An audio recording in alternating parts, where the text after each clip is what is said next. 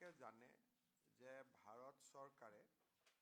Mahatma Gandhi national rural employment guarantee act MGNREGAৰ পৰিৱৰ্তন সাধন কৰি Viksit Bharat guarantee for Rozgar and Ajeevika mission Gramin চমুকৈ VVG ৰামজী আইন 2025 চনত প্ৰণয়ন কৰিছিল। আৰু এই আইনখনৰ মূল উদ্দেশ্য আছিলে যে পুৰণা MGNREGAত ৰুৰেল এমপ্লয়মেণ্টৰ ওপৰত গুৰুত্ব দিয়া হৈছিলে। এই আইনখনত ৰুৰেল এমপ্লয়মেণ্ট আৰু এছেট ক্ৰিয়েশ্যন অৰ্থাৎ এমপ্লয়মেণ্ট দিয়া হ'ব, ৱেজ পাব, কিন্তু লগতে যাতে গাঁওখনৰ বাবে এটা এছেট এটাও যাতে ক্ৰিয়েট হয়। এই আইনখন অসমত আমি 1 জুলাইৰ পৰা বলবৎ কৰিবৰ বাবে সিদ্ধান্ত লৈছোঁ। 1 জুলাইৰ পৰা অসমত আনুষ্ঠানিকভাৱে VVG ৰামজী আমাৰ যিটো আইন বা যিখন আঁচনি তাক 1 জুলাইৰ পৰা আনুষ্ঠানিকভাৱে ৰূপায়ণ কৰা হ'ব। এই আইনখন ৰূপায়ণ কৰাৰ বাবে বা এই আঁচনিখন ৰূপায়ণ কৰাৰ বাবে এই বছৰত আমি 2000 কোটি টকা খৰচ কৰিম। আনুমানিক প্ৰতিখন পঞ্চায়তত গড় হিচাপত, ডাঙৰ পঞ্চায়ত সৰু পঞ্চায়ত লৈ পৰিৱৰ্তন হ'ব, গড় হিচাপত প্ৰায় 1 কোটি টকা প্ৰতিখন পঞ্চায়তে লাভ কৰিব। কোনোবাই 70 লাখ, কোনোবাই 1.5 কোটি। কিন্তু যদি আমি এভাৰেজ গড় এটা উলিয়াওঁ তেতিয়াহ'লে প্ৰতিখন পঞ্চায়তে 1 কোটিকৈ টকা লাভ কৰিব। আৰু এই আইনখনত 125 দিনৰ বাবে গাঁৱৰ মানুহক নিশ্চিত উপাৰ্জনৰ বা নিশ্চিত আয়ৰ সুবিধা উলিয়াই দিয়া হ'ব।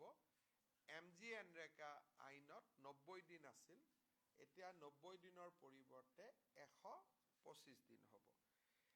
আজিৰ কেবিনেটে 1 জুলাইৰ পৰা VVG ৰামজী আইন সম্পূৰ্ণভাৱে ৰূপায়ণ কৰাৰ বাবে সিদ্ধান্ত গ্ৰহণ কৰে আৰু ই আমাৰ গাঁও বা গ্ৰাম্য অৰ্থনীতিত যথেষ্ট উৎসাহ আনিবৰ বাবে সফল হ'ব। এইবাৰ আমি পঞ্চায়তসমূহৰ বাবেও এখন গাইডলাইন প্ৰস্তুত কৰিম, যাতে যিহেতু এছেট ক্ৰিয়েশ্যন, সেইকাৰণে স্কুলৰ বাউণ্ডৰী ৱাল, গাঁৱৰ শ্মশান, গাঁৱৰ ৰাস্তা, এনেকৈ আমি নিৰ্দিষ্টভাৱে কাম কেইটামান ঠিক কৰি দিম, যাতে পুঁজিসমূহ সেই কামসমূহতে ব্যয় কৰিব পৰা যায়। আজি এটা সম্পূৰ্ণ খুব নতুন সিদ্ধান্ত এটা গ্ৰহণ কৰা হয়। আজি আমাৰ কেবিনেটে ৰাজ্যত 18 বছৰৰ ওপৰত কোনো লোককে আধাৰ কাৰ্ড নিদিবৰ বাবে সিদ্ধান্ত লৈছে। অৰ্থাৎ এতিয়াৰ পৰা 18 বছৰৰ ওপৰৰ কোনো ব্যক্তিয়ে অসমত আধাৰ কাৰ্ড ল'ব নোৱাৰিব। কাৰণ 18 বছৰৰ ওপৰৰ সকলোকে ইতিমধ্যে আমি আধাৰ কাৰ্ড দিছোঁ আৰু 100% চেচুৰেশ্যন লেভেল আমি পাই গৈছোঁ। এতিয়া যদি কোনোবা ব্যক্তিক আধাৰ লাগে, জিলা উপায়ুক্তই ৰাজ্য চৰকাৰৰ পৰা অনুমতি ল'ব লাগিব। তেতিয়াহে জিলা আয়ুক্তই আধাৰ কাৰ্ড দিব পাৰিব। কিন্তু 18 বছৰৰ তলৰ যুৱক যুৱতীৰ বাবে এই প্ৰতিবন্ধকতা নাথাকিব। আনহাতে 2027 চনৰ মাৰ্চলৈকে ST, শিডিউল ট্ৰাইব আৰু টি গাৰ্ডেনৰ বাদ পৰা যদি কোনোবা আছে আধাৰ কাৰ্ড দি থাকিব পাৰিব। তাৰমানে আকৌ এবাৰ মই কৈছোঁ, no one will get Aadhaar if he already cross 18 years of age. 18 বছৰৰ ওপৰত হ'লে আধাৰ কাৰ্ড আৰু অসমত নাপাব। ছমাহৰ কাৰণে আমি টি গাৰ্ডেন আৰু ST আমি এটা এক্সামশ্যন দিছোঁ, কাৰণ তাত এতিয়াও কিছু সংখ্যক মানুহে আধাৰ কাৰ্ড পোৱা নাই। 2027 চনৰ 1 এপ্ৰিলৰ পৰা ইভেন ST আৰু টি গাৰ্ডেনৰ ৰাইজেও যদি 18 বছৰৰ ওপৰ হয় আধাৰ কাৰ্ড নাপাব। যদি কাৰোবাক দিবলগীয়া এক্সেপশ্যনেল কিবা কেছ থাকে তেতিয়াহ'লে DCয়ে ৰাজ্য চৰকাৰৰ পৰা অনুমোদন ল'ব লাগিব। অবৈধ বাংলাদেশী নাগৰিকে যাতে অসমত আধাৰ কাৰ্ড ল'ব নোৱাৰে তাৰ কাৰণে এই এটা ঐতিহাসিক সিদ্ধান্ত এটা আজি কেবিনেটে গ্ৰহণ কৰিছে। কিন্তু 18 বছৰৰ তলৰ ল'ৰা ছোৱালীৰ ক্ষেত্ৰত এই আদেশ প্ৰযোজ্য নহয়। এই আমি 18 বছৰৰ তলৰ ল'ৰা ছোৱালীক যিহেতু বহুতে সৰুতে আধাৰ নলয়, কলেজত গ'লেহে আধাৰ লয়, গতিকে বিলো 18 ইয়াৰ্ছৰ কাৰণে আধাৰ লোৱাত কোনো ধৰণৰ অসুবিধা নাথাকিব। আজি আমাৰ কেবিনেটে গুৱাহাটী বিমানবন্দৰৰ আশে-পাশে এখন ছেটেলাইট চিটি নিৰ্মাণৰ উদ্দেশ্যে Guwahati satellite city development authority নামে এটা অথৰিটি নিৰ্মাণ কৰিছে। গুৱাহাটী বিমানবন্দৰৰ পিছফালে পলাশবাৰী শুৱালকুছি ব্ৰিজৰ লগত বা আমাৰ সেই অঞ্চলত থকা মাটিত এই ছেটেলাইট চিটি নিৰ্মাণৰ প্ৰস্তাৱ কৰা হ'ব আৰু ই গুৱাহাটী মহানগৰৰ বৰ্তমান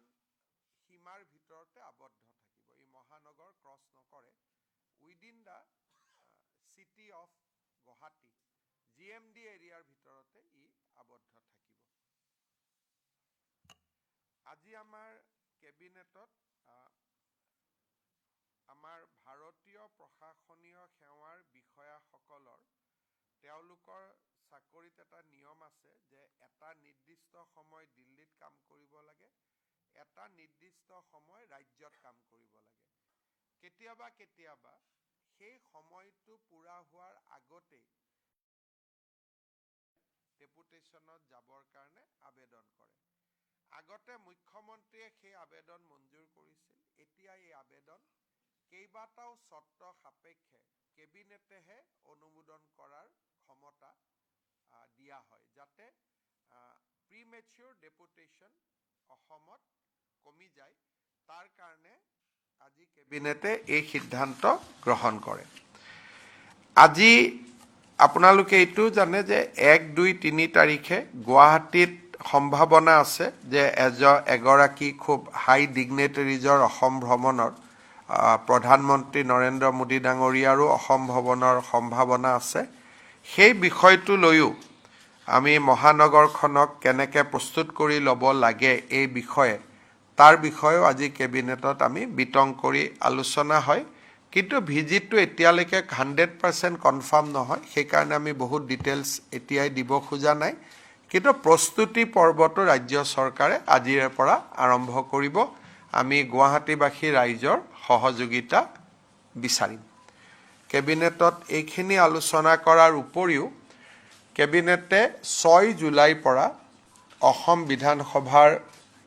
অধিৱেশন অনুষ্ঠিত কৰাৰ বাবে সিদ্ধান্ত গ্ৰহণ কৰিছে। 6 জুলাইৰ অধিৱেশনখন বাজেট অধিৱেশন হ'ব আৰু 21 দিনতকৈও বেছি এই অধিৱেশন চলিব আৰু এই অধিৱেশনতে 2026-27 চনৰ পূৰ্ণাংগ বাজেট বিত্তমন্ত্ৰীয়ে দাখিল কৰিব আৰু আপোনালোকক বাজেটৰ দাখিলৰ দিনটো ছেপাৰেটলি বিত্ত বিভাগে অৱগত কৰিব। আৰু জুলাই মাহত বাজেট অধিৱেশন শেষ হোৱাৰ লগে লগে আগষ্ট মাহৰ পৰা চৰকাৰৰ জনকল্যাণমূলক আঁচনিসমূহো আৰম্ভ হ'ব। এইখিনি আজি কেবিনেটত সিদ্ধান্ত লোৱা হয়। আপোনালোকে যদি কিবা সুধিব বিচাৰে সুধিব পাৰে।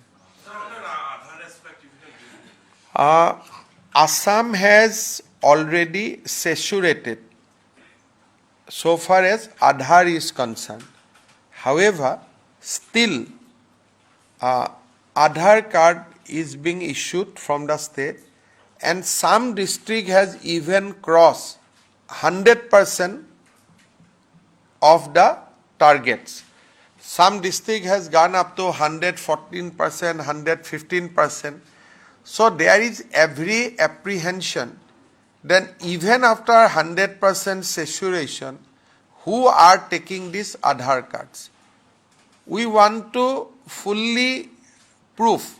that no illegal immigrants is taking advantage of Aadhaar. Cabinet has decided to stop issuance of Aadhaar card for any person more than 18 years of age. However, for children below 18 years of age, Aadhaar will be continuously provided. But no one will get Aadhaar if the citizen is of 18 plus. If at all there is some genuine person, then Deputy Commissioner has to send a proposal. Government will approve, but not at the Deputy Commissioner level or DC level. No more Aadhaar card will be issued to the citizen having more than 18 years of age. We want to stop the leakage in issuance of Aadhaar.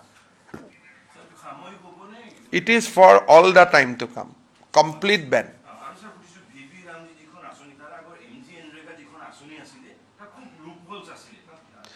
এতিয়া আমি চেষ্টা কৰি আছোঁ যে VV ৰামজিত যাতে loop holds নাথাকে তাৰ কাৰণে এখন কেবিনেট কমিটিও আজি আমি গঠন কৰি দিছোঁ পঞ্চায়ত বিভাগৰ মন্ত্ৰীৰ অধীনত আমাৰ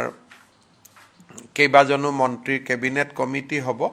আমি চেষ্টা কৰিম যাতে VV ৰামজিত প্ৰথমৰ পৰা আমি চকু দিব পাৰোঁ আৰু যিবিলাক লুপ হোলছ আছিলে MG এনৰেগাত তাক যাতে আমি নোহোৱা কৰিব পাৰোঁ এটা আলোচনা হৈছে সেই সংক্ৰান্তত আমি আৰু আলোচনা কৰিম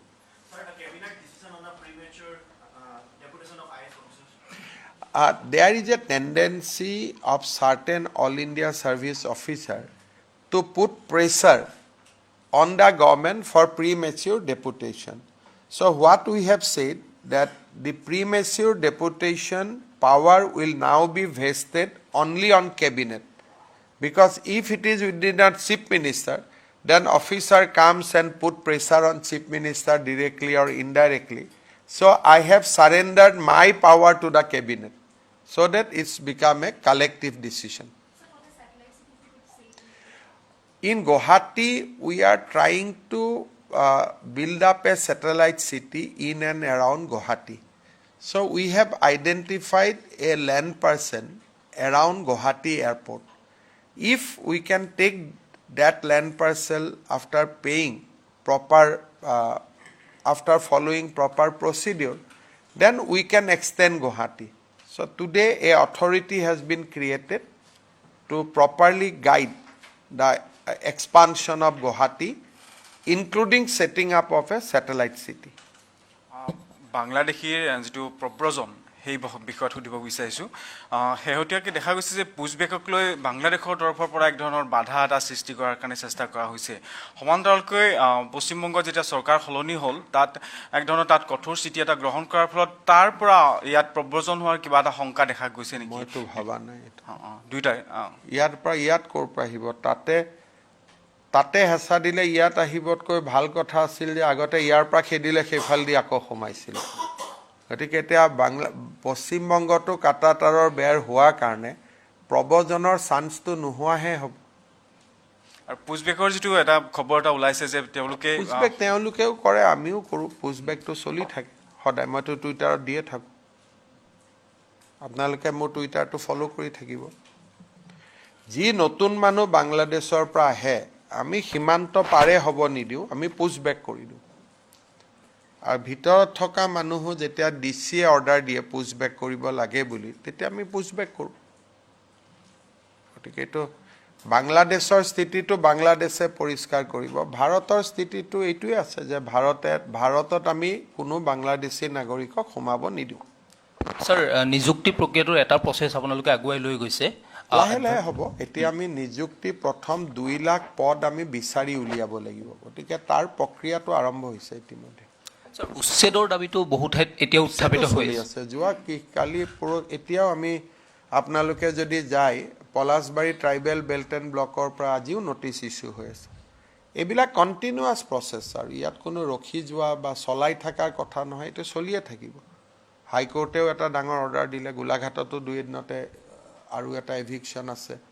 গতিকে এইবিলাক সব কণ্টিনিউৱাছ প্ৰচেছ ইয়াত আৰু নতুন চৰকাৰ পুৰণা চৰকাৰ বুলি নহয় যেনেকৈ আগত চলি আছিল তেনেকৈ চলি থাকিব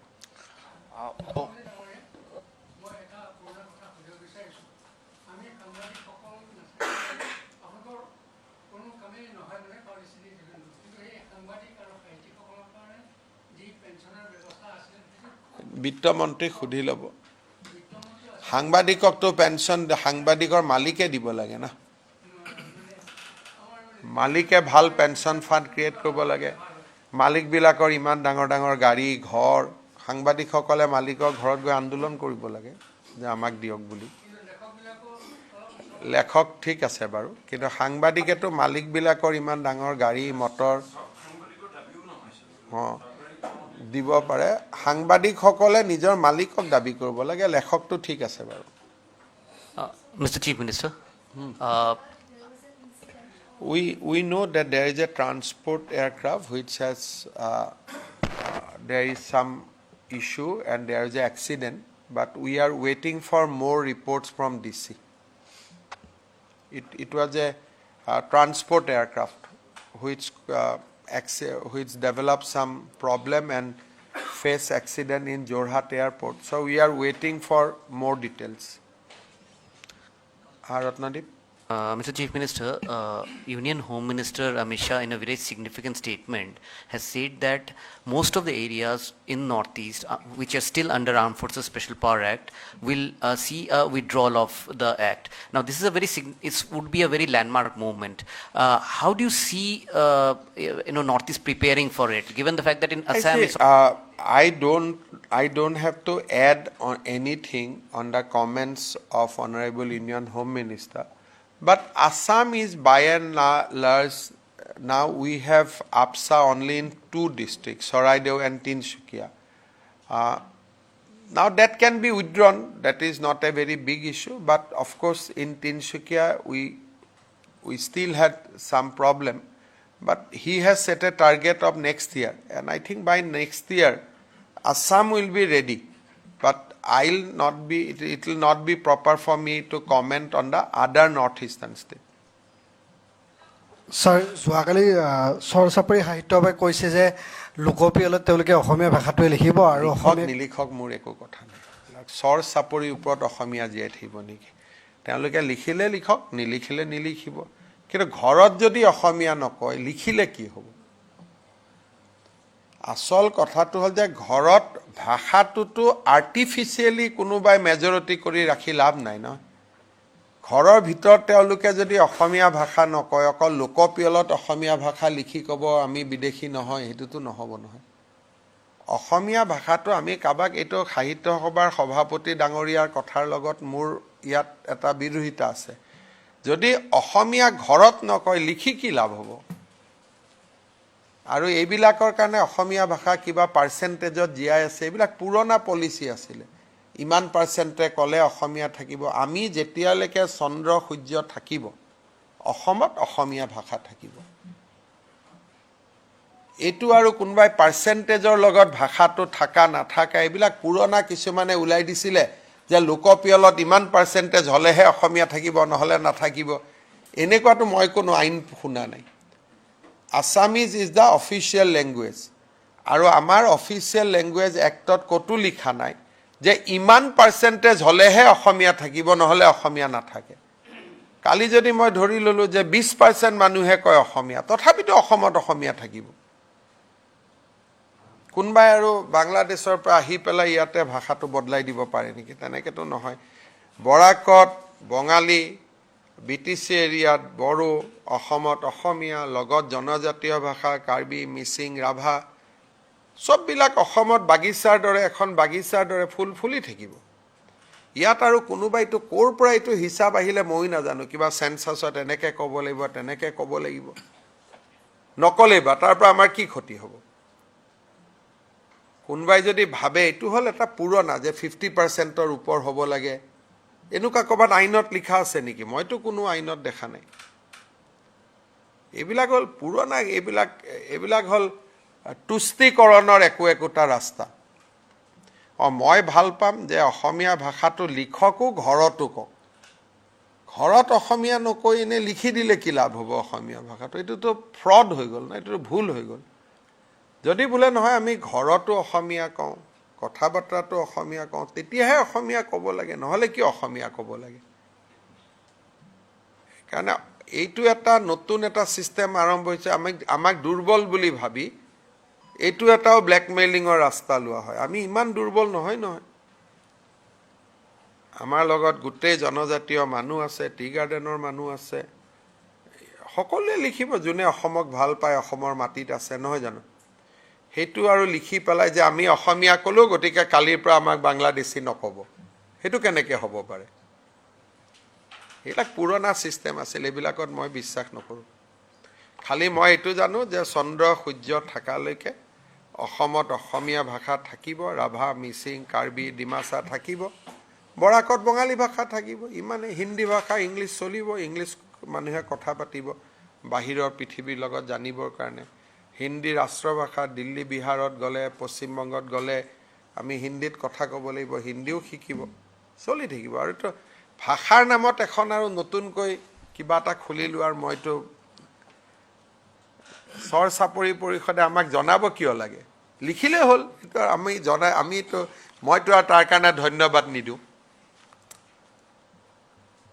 নেকি ভুল কৈছো নি পংকজ ভাই মুঠতে অসমীয়াক কোনেও দুৰ্বল বুলি ভাবিব নালাগে that is the bottom line ভয়তে লিখি দিব অসমীয়া বুলি আমাৰ দুখীয়া বুলি ভাবিব আমি ভয় কৰোঁ বুলি ভাবিব নালাগে অসমীয়াক ভয় কৰিয়ে ঘৰত বোলে কি অসমীয়া শব্দটো নিজে নিজে ওলাই যাব হয় নহয় সেইকাৰণে আৰু আমি এইবিলাক বুদ্ধিজীৱী কিছুমান আছে এইবিলাক কৈ আমাৰ মাইণ্ডটো তাৰ পৰা ডাইভাৰ্ট কৰি দিয়ে সেইটো নহ'ব আমাৰ ইছ্যু লাভ জেহাদ সেইদিনা নলবাৰীত যিটো ঘটনা হ'ল অসমীয়া ভাষা কম বুলি ক'লেও নহ'ব লগত ক'ব লাগিব লাভ জেহাদ বন্ধ হ'ব বাল্য বিবাহ বন্ধ হ'ব বাচ্চা দুটাতকৈ ওপৰত জন্ম নহ'ব বহুত কাম আছে লিষ্টখন বহুত দীঘলীয়া নহয় ইমান সৰু লিষ্টত কেনেকৈ হ'ব বসন্ত গোস্বামীকো মই কৈছোঁ যে ইমান সৰু লিষ্টত নাযাব আমাৰ লিষ্টখন 10-12টা পইণ্ট আছে আমি সেইটোত যাব লাগিব হয় নহয় কি ভুল ক'লো নেকি পংকজ হাঁহি আছে আৰু কিবা আছে নেকি এনেই চাওক অসমত সিদিনাখন মই IAS অফিচাৰসকলক মাতিছিলোঁ দুই দিনতে মই ACS অফিচাৰসকলকো মাতিম যোৱা 5 বছৰত কেইবাজনো ACS অফিচাৰৰ ঘৰৰ পৰা বহুত টকা জব্দ কৰা হৈছে এইটোৱে অলপ বিষয়াসকলৰ ওপৰত মানুহৰ মনত প্ৰশ্নবোধক চিন আনিছে সেইকাৰণে সিদিনাখন মই IAS অফিচাৰসকলক মাতিছিলোঁ তেওঁলোকক মই বুজাইছোঁ যে আপোনালোকে কেনেকৈ ৰাইজৰ লগত চলিব লাগে দুই এদিনতে মই ACS অফিচাৰসকলকো মাতিম আৰু কাৰণ এজন অফিচাৰ ধৰাত পৰি জেলত যোৱা মানে আমাৰ যিটো 20 বছৰৰ ইনভেষ্টমেণ্ট তেওঁৰ ওপৰত সেইটো একেদিনাই নোহোৱা হৈ যায় আৰু এই অফিচাৰসকল কোন দুখীয়া মধ্যবিত্ত পৰিয়ালৰ পৰা উঠি আহি অফিচাৰ হৈছে তেওঁলোকৰ পৰা কোনেও এইটো আশা নকৰে সেইকাৰণে আপোনালোকে এই চৰকাৰখন যাওঁতে দেখিব যে কোনোবা এজন অফিচাৰে যদি আপোনাৰ পৰা টকা লৈছে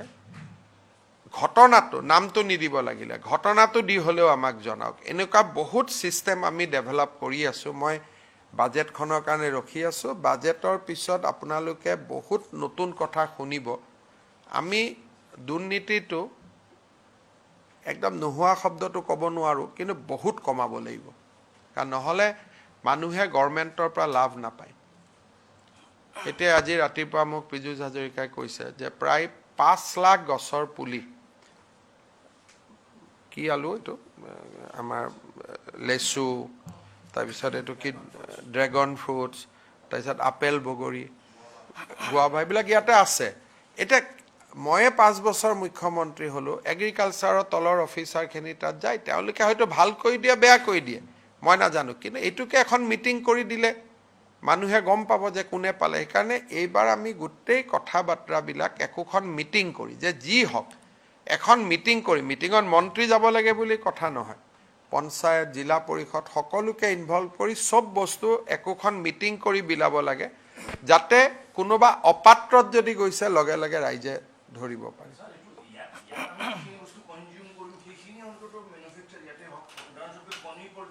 এতিয়া কণী বহুত বাঢ়ি গ'ল চক এতিয়া ফিছ মাছ আহিব নালাগে 2 বছৰত কণী আমাৰ ইয়াত 100% হৈ যাব কণী আহিব নালাগে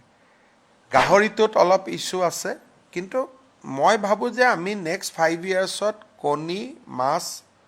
সাফিচিয়েন্ট মৌটো বহুত ভাল ডেভেলপমেন্ট হৈছে এইবাৰে আপোনালোকে দেখিছে লেচুৰো বহুত ডিমান্ড মোক সিঙ্গাপুৰৰ এম্বাসেডৰে মোক নিজে হোৱাটছআপ দি কৈ আছে যে আৰু পঠাব লাগে লেচু গতিকে অসমীয়া লৰাই যিমানে কাম কৰে অসমখন বাচিব হাই ভ্যালু হৰ্টিকালচাৰ যিমান কৰে সিমানে অসমখন বাচিব এতিয়া আমাৰ খেতি পথাৰবোৰ পৰি আছে যদি অকল ট্ৰিয়ে লগাই দিয়ে গছ লগাই দিয়ে মেৰুনি ট্ৰেনি গছে লগাই দিয়ে তাৰো ইনকাম আছে গতিকে অলপ এই 5 বছৰত আমি অসমৰ অৰ্থনীতিটো জাগৰণ কৰাৰ কাৰণে চেষ্টা কৰিব লাগিব এবাৰ বাজেটত আপোনালোকে অলপ পাব গধূলি মোৰ এখন সাংবাদিক মেল আছে পাৰ্টি অফিচত আপোনালোক আহিব 5:30 নে একেটা দিছে জয়ন্ত যেটাত দিছে আপোনালোক আহিব স্যাৰ এটা কথা জানি থওঁ আপুনি গম পায় আৰ্যনগৰত এটা ঘটনা ঘটি গ'ল আৰু তাৰ পিছতে অসমীয়া অনাঅসমীয়া এনেকুৱা বিষয় এটা আহিল আপোনাৰ ষ্টেটমেণ্ট অকমান জানিব বিচাৰিছোঁ সেই ঘটনাটোৰ যিজন মূল নায়ক তেওঁ কোন হয় কোনোবা এজন সাংবাদিকৰ নাম এটা ওলাই আছে ঘূৰি আছে আপোনালোকে দেখিছে অসমত যদি অসমীয়া বিহাৰী অসমীয়া বঙালী এই কাজিয়াবিলাক যদি আমি কৰি থাকো তেতিয়ালে আমি আকৌ আন্দোলনৰ দিনলৈকে উভতি যাম এজন ক্ৰিমিনেল হিন্দীভাষী হ'ব পাৰে কিন্তু তেওঁটো হিন্দীভাষী কমিউনিটিটোক ৰিপ্ৰেজেন্ট নকৰে এজন অসমীয়া ল'ৰা এজন কোনোবা কাৰণত ধৰ্ষণৰ গোচৰত পৰিব পাৰে হেবুলি যদি গুটে অসমীয়া কোনোবাই ৰেপিছ বুলি কয় আমি মানিম নেকি সেইকাৰণে যেটো অসমত এজন বিহাৰী অসমীয়াৰ কাজিয়া লাগিলে গুটে বিহাৰী জাতিটোক টানি আনা অসমীয়া জাতিটোক টানি আনা এটোটো কোনো কাৰণে সমৰ্থনযোগ্য নহয় তেওঁ যদি মিটিং কৰি যে মই সকলো বিহাৰী ৰাইজৰ হৈ এই কাজিয়াখন কৰিছো তেতিয়া বেলেগ কথা কোনোবা এজনৰ উপাধিটো তিৱাৰী হলে তেওঁ গুটে হিন্দীভাষী মানুহৰ প্ৰতিনিধি বুলি কেনেকে গম পোৱা যায় এইবিলাক কৰিলে কি হ'ব আমাৰ আজি আপোনালোকে এটো জানি লব যে অসমত যিমান হিন্দীভাষী থাকে তাতকৈ বেছি অসমীয়া ল'ৰা বাহিৰত থাকে এই কথাবিলাক আমাৰ অসমৰ সাংবাদিকসকলে আপোনালোকেও এইবিলাক লিখালিখি কৰে যদি ভাৰতৰ মানুহে কয় যে আপোনালোকৰ 25 লাখ মানুহ ঘূৰাই লওক 25 লাখতকৈ বেছি অসমীয়া আজি অসমৰ বাহিৰত আছে এই কথাবোৰ আমি পাহৰি যাওঁ অসমত থকা মানুহখিনি আজি বাংগালোৰ হায়দৰাবাদ আপুনি যাব নোৱাৰে গামোচা এখন লৈ যাওক গুটে ৰাস্তায় ৰাস্তায় আপোনাক মাতিব গতিকে এই বস্তুটো ঠিক বস্তু নহয় কোনোবা যদি বিহাৰী সংগঠন এটাই বা হিন্দীভাষী সংগঠন এটাই প্ৰস্তাৱ লৈ আমাক আক্ৰমণ কৰে তেতিয়া বুজি পালো দুজন ক্ৰিমিনেলৰ কাজিয়াটো অসমীয়া বিহাৰী কেনেকে হ'ব পাৰে তেতিয়া অসমীয়া কাজিয়া গিলা আমি কি বুলি কম তেতিয়া কম এটো কলিতা আৰু বামুণৰ ফাইট যদি দুজন কলিতা আৰু বামুণ হয় কালি যদি দুজন মিচিং আৰু ৰাভা হয় আমি কম মিচিং ৰাভাৰ ফাইট এইটোতো বহুত সৰু ৰাস্তা আৰু এইবিলাকত আটাইতকৈ বেছি চলাই কোনে চলাই আটাইতকৈ সন্দেহযুক্ত বাংলাদেশৰ পৰা মানুহখিনি এইখিনি বেছিকৈ প্ৰচাৰ কৰা আৰম্ভ কৰে আজিলৈকে কোনোবা এজন যেটো নলবাৰীত ঘটনা হল কোনোবা হিন্দীভাষী এজনে আজিলৈকে কৰা উদাহৰণ আছে নেকি কোনোবা বঙালী ভাষী এজনে কৰা উদাহৰণ আছে নেকি গতিকে এইটোতো একাৰণে মোৰ ভিউটো স্পষ্ট আমি ভাৰতীয় আমি অসমীয়া গতিকে আমি যদি উগ্ৰ অসমীয়া কৰোঁ, তেতিয়াহ'লে আমাৰ 25 লাখ মানুহক আমি ভাৰতৰ পৰা ঘূৰাই আনিব লাগিব।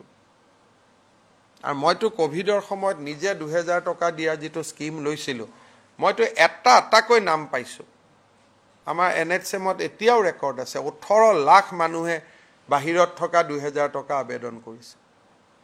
আমাৰ ল'ৰা ছোৱালী কিমান বানাৰস হিন্দু ইউনিভাৰ্চিটিত পঢ়ি আছে, আমাৰ কিমান অসমীয়া মানুহে বানাৰস হিন্দু ইউনিভাৰ্চিটিত কাম কৰি আছে, সেইবিলাক গুচি আহিব নেকি এতিয়া? সেইকাৰণে কেইজনমান মানুহৰ কাৰণে অসমীয়া জাতিৰ উত্থানৰ প্ৰক্ৰিয়াটো স্তব্ধ হ'ব নোৱাৰেতো, আমাকতো ভাৰত লাগিবই। সেইকাৰণে মোৰ কমেণ্টটো মোক সুধিবই নালাগে, মোৰ কমেণ্টটো সদায় স্পষ্ট ধৰি ল'ব যে এইবিলাক কথাত মই নাই। আৰু যিকেইজনে এইবিলাক কাম কৰে তেওঁলোকক মই বেয়া পাওঁ। চান্দা নিদিব, চান্দা নিদিলে অসমীয়া বিহাৰী কৰি দিব, চান্দা নিদিলে অসমীয়া মাৰোৱাৰী কৰি দিব, এইটো কি কথা? আমাৰ কোনটো ছোৱালীক আজিলৈকে তেওঁলোকে ধৰ্ষণ কৰিছে মোক কওকচোন, ক'ত আজিলৈকে ৰেকৰ্ড আছে?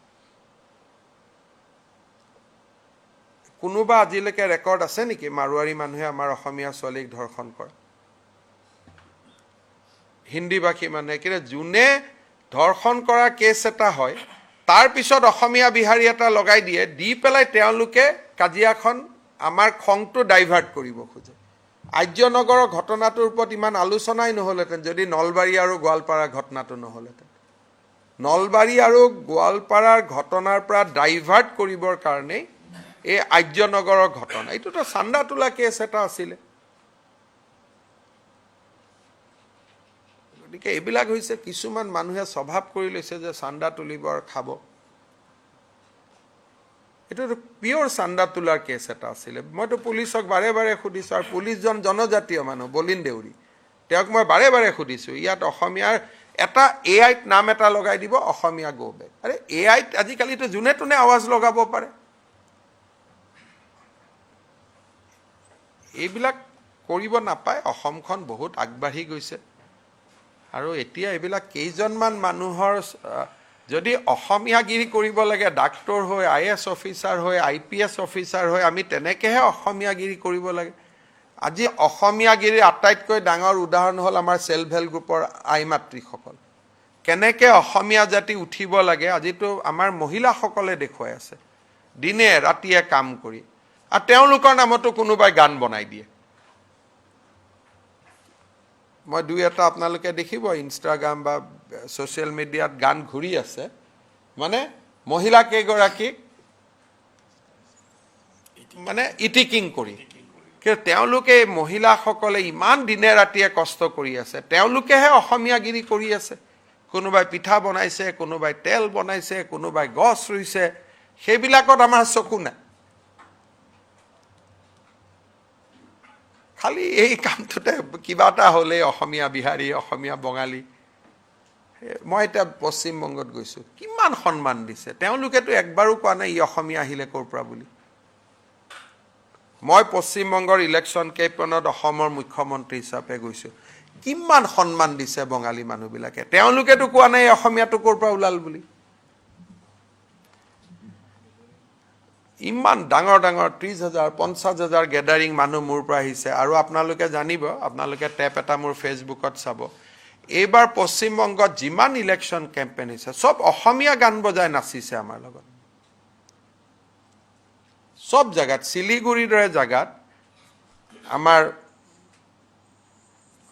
আকৌ এবাৰ মোদী চৰকাৰ, আমাৰ যিমান গান আছিলে চব অসমীয়াত বজাই বজাই গাইছে। আহিছে আহিছে এইবিলাক গোটেই। আৰু অসমৰ বাহিৰত এতিয়া অসমীয়াৰ বহুত সন্মান হৈ গ'ল। টেক্সিৱালা, ৰিক্সাৱালা চবেই অসমীয়াক সন্মান কৰে। ইয়াৰ ভিতৰত এটা গ্ৰুপ বহি আছে যাতে অসমক বদনাম কৰিব পাৰে। তেওঁলোকে বুজি নাপায় যে এজন বিহাৰী ভাষিক, হিন্দী ভাষিক কথা কোৱাৰ লগে লগে গোটেই মধ্যপ্ৰদেশ, ৰাজস্থান, উত্তৰ প্ৰদেশত কাম কৰি থকা অসমীয়া মানুহবোৰ ভালনাৰেবল হৈ নাযায় জানো? তাতে যদি এটা অসমীয়া ল'ৰা কোনোবাই তই ইয়াত কৰিছ ময়ো তোক কৰোঁ বুলি কৰি দিয়ে, তেওঁলোকৰোতো নিৰাপত্তাৰ দায়িত্ব আমাৰ ওপৰত আছে নে নাই? 25 লাখতকৈ বেছি ল'ৰা ছোৱালী আছে। গতিকে এই কাজিয়াটো কেতিয়া হয় মই পুৰা মোৰ ষ্টাডি কৰোঁ। নলবাৰী আৰু গোৱালপাৰা হোৱা কাৰণেহে এই আৰ্যনগৰটো হ'ল ডাইভাৰ্ট কৰাৰ কাৰণে যদি নলবাৰী আৰু গোৱালপাৰাৰ ঘটনা নহ'লহেঁতেন আৰ্যনগৰ নোলালেহেঁতেন আৰু সব একাংশ মানুহে সব হিন্দু নাম লৈ লৈ অসমীয়া মানুহ লৈ ফলছ ছ'চিয়েল মিডিয়া একাউণ্ট বনাই ৰাখি থৈ দিছে আৰু এইবিলাক কৰি ফুৰে সেইকাৰণে এইবাৰ যে ইলেকশ্যনত ছ'চিয়েল মিডিয়াটো ফিল্ডত আপোনালোকে দেখা নাপালে কিয় দেখা নাপালে কাৰণ আধা ছ'চিয়েল মিডিয়াত শ্বেডো একাউণ্ট লৈ চলি আছে সব হিন্দু মানুহৰ অসমীয়া মানুহৰ নাম লৈ শ্বেডো একাউণ্ট চলাই আছে সেইকাৰণে মানুহে কাৰে ছ'চিয়েল মিডিয়াত ইমান কৰিলি ফিল্ডত একো নাই আৰে ছ'চিয়েল মিডিয়া কৰা কেইটাওতো অৰিজিনেল মানুহ হ'ব লাগিব না 50% মানুহ শ্বেডো নামত চলি আছে নাম এটা টাইটেল এটা বেলেগ বড়োলেণ্ডত যদি গণ্ডগোল কৰিব লাগে নামটোত লিখি দিব অসমীয়া বৰাকত যদি গণ্ডগোল কৰি ল'ব লাগে নামটো লিখি দিব বঙালী লগে লগে ৰাতিয়ে একাউণ্ট বনি যায় অকল এই কথাবোৰ লিখিবৰ কাৰণে সেইকাৰণে আমি খুব সাৱধানে থাকিব লাগিব এটা অসম বহুত আগবাঢ়ি গ'ল মই এটা টাটাৰ দৰে আৰু 2-3টা ইণ্ডাষ্ট্ৰী আনিব লাগি আছোঁ কিন্তু ইয়াতে যদি আৰু অসমীয়া বিহাৰী লগাই দিয়ে যিমান মানুহ বাহিৰৰ পৰা আহিব দিল্লীৰ পৰা আহিব চবতো হিন্দী ভাষীয়ে হ'ব হিন্দী ভাষীৰ লগত যুঁজি আমি পাৰিম নেকি যিমান অফিচাৰ আহিব এইটো হিন্দী ভাষীয়ে আহিব আনলেছ অসমীয়াই 100জন IAS অফিচাৰ প্ৰতি বছৰত সৃষ্টি নকৰে সেইটো কম্পিটিশ্যন কৰিব লাগে না প্ৰত্যেকজন মিলিটাৰী লেফটেনেণ্ট জেনেৰেল এইটো হৈছে হিন্দী ভাষী আহে ইয়াত হিন্দী ভাষী গালি পাৰ লগে লগে আৰ্মিৰ লগত কথাই পাতিব নোৱাৰা হৈ যাওঁ ইয়াত কথা পতাৰ লগে লগে মই চিফ ছেক্ৰেটাৰী আমাৰ অফিচাৰখিনিৰ লগত কথাই পাতিব নোৱাৰা হৈ যাওঁ চবেইতো হিন্দী ভাষী সেইকাৰণে এইবোৰ হ'ল গোৱালপাৰা আৰু ধুবুৰীৰ ঘটনাটোক নিউট্ৰেলাইজ কৰাৰ কাৰণে আৰ্যনগৰৰ ঘটনা ঘটিছে আৰু যিবোৰ মানুহ নলবাৰীত যোৱা নাছিল তেওঁলোক আৰ্যনগৰত আহিছে এইকেইটা পেপাৰত চাব এইকেইটা ছ'চিয়েল মিডিয়াত চাব আৰু আৰ্যনগৰত যোৱা মানুহখিনিক চাব তেওঁলোক নলবাৰীত যোৱা নাই গৈছিল নেকি জয়ন্ত নলবাৰীত যোৱা নাই তাৰমানে ছোৱালীজনীৰ জীৱনটোক লৈ তেওঁলোকৰ কোনো দয়া মানে মনত নায়েই ক'ত কাজিয়া লগাব পাৰে কিন্তু এইটো ধৰি ল'ব মই মুখ্যমন্ত্ৰী থাকালৈকে এইবোৰ নহয় আগষ্টৰ 1 তাৰিখে পাব একো নালাগে আগষ্টৰ 1 তাৰিখৰ পৰা যোনে আগত অৰুণোদয় পাই আছিলে আগষ্টৰ 1 তাৰিখৰ পৰা তেওঁলোকে পাই থাকিব কিন্তু মাজে মাজে আমি ক্লিনিং কৰি থাকোঁ কোনোবা মৰা মানুহ হ'ল বাদ গ'ল কোনোবা চৰকাৰী চাকৰি পালে বাদ গ'ল সেইখিনি কিন্তু তাক বাদে আৰু এতিয়া নতুনকৈ একো কৰিব নালাগে আগত যি একাউণ্টত 9,000 সোমাইছিলে সেই একাউণ্টতে অৰুণোদয় নিয়মীয়াকৈ পাই থাকিব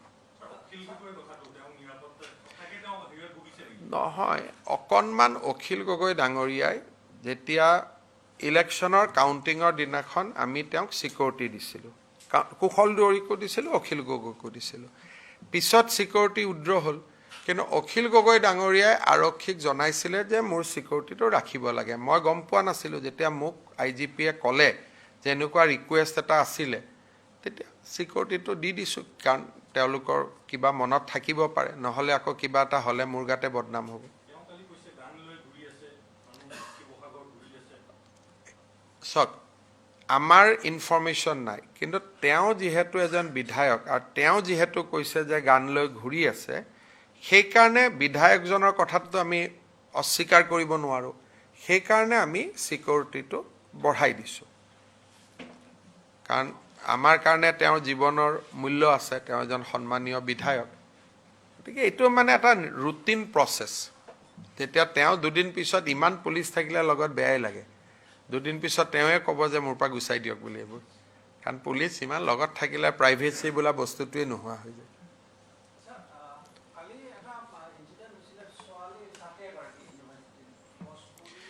এইবিলাকতো মই সদায় কৈ থাকোঁ যে গছবিলাক বুঢ়া হ'লে কাটিব অনুমতি দিব লাগে এতিয়াতো আমি আপোনালোকে এনেকুৱা পৰিৱেশ কৰি দিলে একো চুব নোৱাৰা হৈ গ'লো ন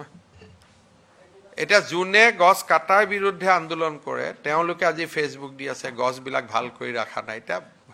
এইটো এটা প্ৰচেছ যে কিছুমান গছ যেতিয়া বিপদজনক অৱস্থালৈকে আহে সেই গছটো আমি কাটিব লাগিব কাটিলে মানুহ কিছুমান ওলাই আহে বিপদজনক গছ আজি দীঘলী পুখুৰীটো যিকেইডাল গছক লৈ আন্দোলন কৰিলে 10 বছৰ পিছত ইও বাগৰিব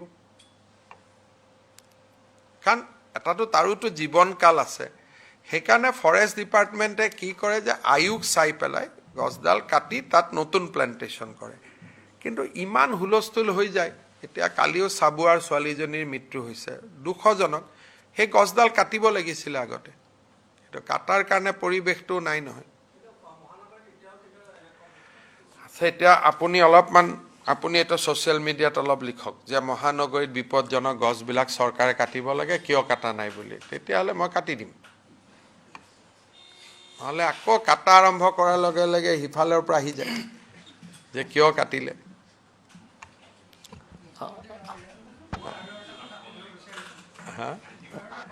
কি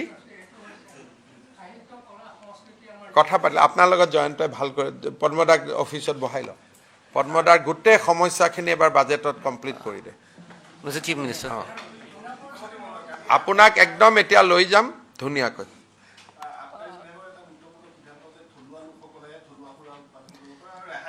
আমি কৰিছো কি মাজতে যিখিনি জনজাতি লোকৰ বা ধৰক হাজে হল বা আমাৰ ৰহিয়ে হল কিছুমান ব্যৱসায়ীয়ে ইয়াক বিক্ৰী কৰা আৰম্ভ কৰিছে কাৰণে আমি কৈছো যে নহয় সেই ব্যৱসায়টো অকল সেই কমিউনিটিটোহে কৰিব পাৰিব ধৰক আজি যদি হাজৰ দোকান এখন দিয়ে সেইটো এটা আহোম পৰিয়ালে দিলে ভাল যদি ৰহি দোকান এখন দিলে এটা মিচিং পৰিয়ালে দিলে হল বলে লাওপানী কৰিম বড়ো মানুহ এজনে কৰিলে ভাল সেইকাৰণে আমি এটো সিদ্ধান্ত লৈছো বেলেগ কমিউনিটি ড্ৰিংকছত যাতে বেলেগ কমিউনিটিয়ে ব্যৱসায় নকৰে ধৰক ডিমাছাৰ এতিয়া কি কয় এইটো জুডিমা এতিয়া ডিমাছাৰ জুডিমাটো যদি এজন কলিতা মানুহে কৰে তেলে জুডিমাটোত মিক্স কৰি তাক বেয়া কৰি দিব সেইকাৰণে আমাৰ কালি যিখন এক্সাইজ পলিচি প্ৰচাৰ হৈছে তাত লিখা আছে যে জুডিমাৰ ব্যৱসায়টো অকল ডিমাছাই কৰিব লাওপানীৰ ব্যৱসায়টো অকল বড়োৱে কৰিব হাজৰ ব্যৱসায়টো তেনেকুৱা যি কমিউনিটি ড্ৰিংকস হেৰিটেজ ড্ৰিংক সেই কমিউনিটিয়ে কৰিব বেলেগে নকৰে এটো যাতে ড্ৰিংকসবোৰ বেয়া হৈ না যায় কাৰণ ইউটো এটা আমাৰ সংস্কৃতি সেই কাৰণে এটো ব্যৱস্থা লোৱা হৈছে Mr. Chief Minister. কবাত চেঞ্জ হৈ থাকে ৰেভিনিউৰ কাৰণে কবাত ৰেভিনিউ বাঢ়া কমা অলপ অৰুণাচল আমাৰটো মদৰ দাম বহুত কম অসমত পশ্চিম বংগৰ তুলনাত কাৰণ অৰুণাচল আৰু মেঘালয়ত কম যদি পশ্চিম বংগৰ দৰে আমি ৰেট কৰিব পাৰো তেতিয়ালে দাম বাঢ়িব দাম বাঢ়িলে মদ খোৱা মানুহৰ সংখ্যাও কমিব আৰু আমাকটো বাৰু চৰকাৰ ৰেভিনিউটো অপচনেল কিন্তু এতিয়া আমি দামটো বঢ়াব নোৱাৰো কিয় দাম বঢ়ালে অৰুণাচলৰ পৰা বা মেঘালয়ৰ পৰা গোটেই বটলবিলাক আহি অসমত সোমাই যায় নহলে এক্সাইজৰ ওপৰত অলপ আমাৰ ইয়াত দাম বহুত হ'ব লাগে এটা হুইস্কিৰ বটল আমি 250 টকা দিও পশ্চিম বংগই 500 টকা দি একানে অলপ নহলে আমি অলপ দাম বঢ়াই বস্তুটোৰ প্ৰচলনটো আমি বন্ধ কৰিব পাৰিলো Mr. Chief Minister, one question. Assam Police is investigating for the past 2 days a very concerning case where there are allegations against school students who are minors of creating deep fake videos of sexual nature. So how do you see this, and if the education department is going to speak to? I think police has some specific information. They are doing it. Let their report comes because sometime it may not come out to be true. So let us wait for the police report. Thank you.